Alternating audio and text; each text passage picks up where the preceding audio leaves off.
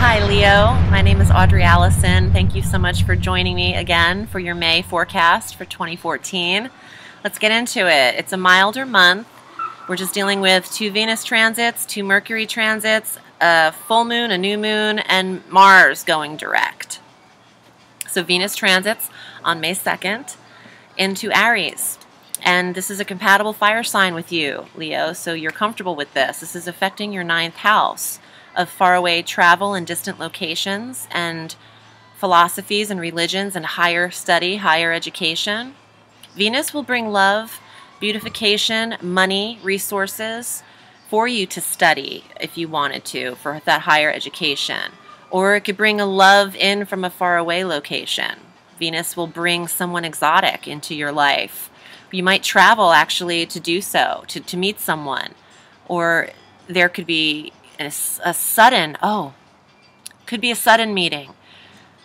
Uranus is stationed in Aries, so when Venus meets up with Uranus, it's sudden attraction, sudden love in the 9th. If you could have the potential to meet someone very suddenly if you travel far away, or someone from a faraway place coming to you magically.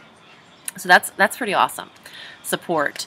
On the 7th of May, we have Mercury going into Gemini. Mercury, the planet of communication, rules Gemini. So this is a comfortable placement as well. This is your 11th house of friendships. You're communicating and talking with friends more easily. You're writing and communicating, emailing, returning calls to people that you are due messages to. Also, your goals and hopes and dreams and wishes are the 11th house. So you are able to express yourself with Mercury there, and what your true desires are and what your goals are. And that will be very positive support because Mercury will be there through the 29th of May. So take advantage of that. On the 14th, we have a full moon, and this is 23 degrees Scorpio. So full moon first, before the new moons. This is affecting your 4th house of home, Leo. So there might be some awareness coming to the home, some news, some change.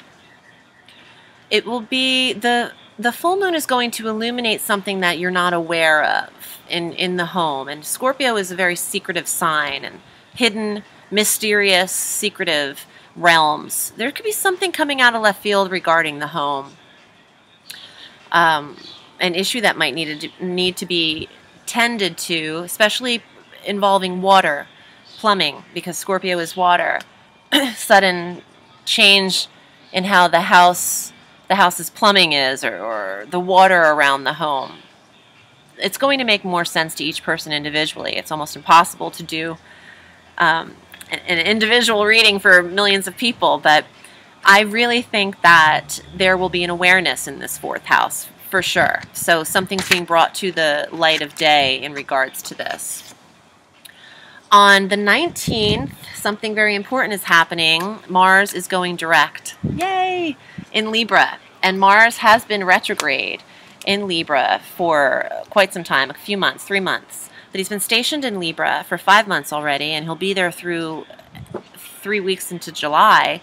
So this retrograde has affected your 3rd house of communications.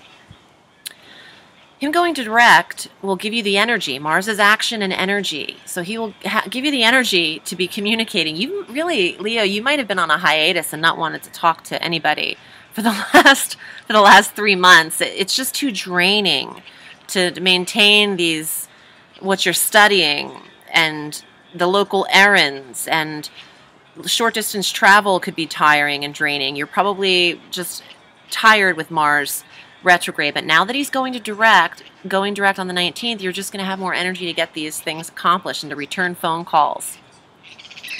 And relationships with siblings will have more energy as well, because they might have been on hold, or you might not have even been talking to your siblings for the last 3 months. There's no energy there.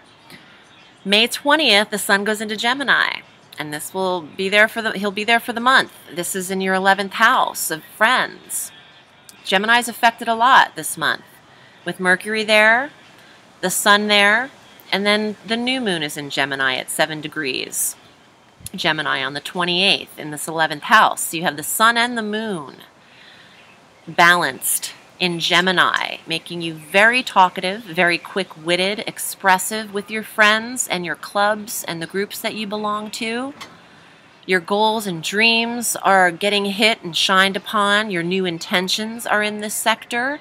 Any new relationships or new friendships you'd like to acquire, it's the perfect time at the end of the month to start talking to people, email them, reach out, blog, websites, online dating, interacting with people. It's all Gemini, and it's hitting your 11th. So these are good relationships to establish at this time.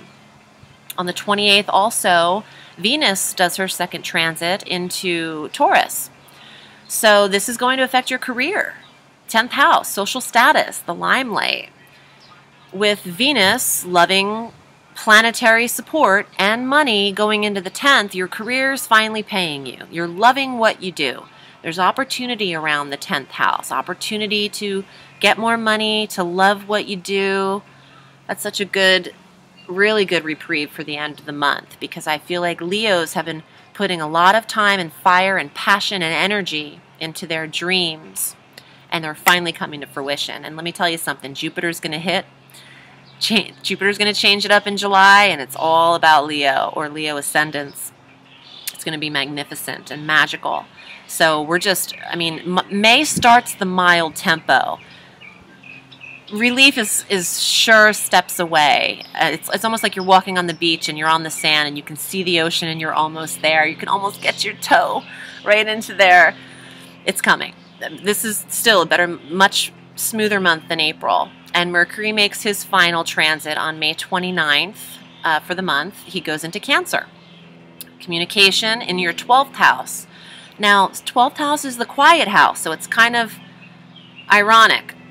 But Mercury will make you want to study spirituality in the 12th, enhance your psychic ability, meditate, communicate with yourself, get your inner demons aligned. Let me pull some cards for you. I've been doing little mini spreads for these readings, so I see what comes up in like a 4-card reading for you instead of just using one card here or there. Okay? Let's see. And I'll show you each card. 8 of Coins. 3 of Wands. I love that card. And this is my favorite card. 6 of Swords. And I'm a Leo rising, so I am very excited about this reading. Oh, and I pulled this 3 times already, but this is the Knight of Swords. A lot of signs are getting rid of things that no longer suit them. And one more that came up with the last card is the King of Cups. Okay, so earning a living, habit, 6th house. Also 10th house of career and earning an opportunity and working hard and getting what you're due. This is all about the Leos right now. You're staying out of trouble, okay? You are just, you're focusing on what needs to be handled, and it's you earning your dough and being responsible and not dicking off and taking care of responsibilities. So this is a really great card. This is 9th house, travel, faraway places. The psychic eye on the boat, that little tiny eyeball, is leading you where you need to go. The Voyager, adventure, long distance, magic, travel. I said that. Now, where's the 9th? Oh, so Venus is going into Aries in your 9th, and this is fire for that Aries too. You could really want to book some trips, Leo. I feel like you're going places soon. Go with the flow, okay? The higher power is leading you, blowing you across. You got these water, you know, you're going across in these boats. These 2 cards with the boats. You're going places. I feel like Leos have booked a lot of travel. Slaying and getting rid of the negative, where is it? Negative energy is right here, cutting off what no longer suits you in order to gain your true path, the psychic, intuitive, spiritual realm, 12th house, where you need to be, self-fulfillment. See how the water is blowing up out of its own blowhole into its own cup? He's self-fulfilling himself. He doesn't need anything else. He's finding answers within, which is what the 12th house is going to do when Mercury's there for you. So overall, I feel like you're manifesting where you need to be in the 10th house of career, but it's through really no one else's help but your own. You're your own force and source of enlightenment, Leo, and don't forget it. My name is Audrey Alison. Oh, I want to pull an astrological card too. Let me shuffle them. Sorry about that. I got ahead of myself. But my name is Audrey Alison, and I read all through the week. So if you're interested in booking a reading with me, reach me on my website at audreyallison.com and on Facebook at Audrey Alison, Astrology and Tarot. And here is your astrological card for the month. Cancer. And this is where Mercury transits into Cancer on May 29th, affecting your 12th house of spirituality and psychic ability and your own intuitive self. So you have to trust that this month of May, and then it's really smooth sailing. You're going to love June, and July is the grand slam month. I'm very excited for it myself. Great talking to you, Leo.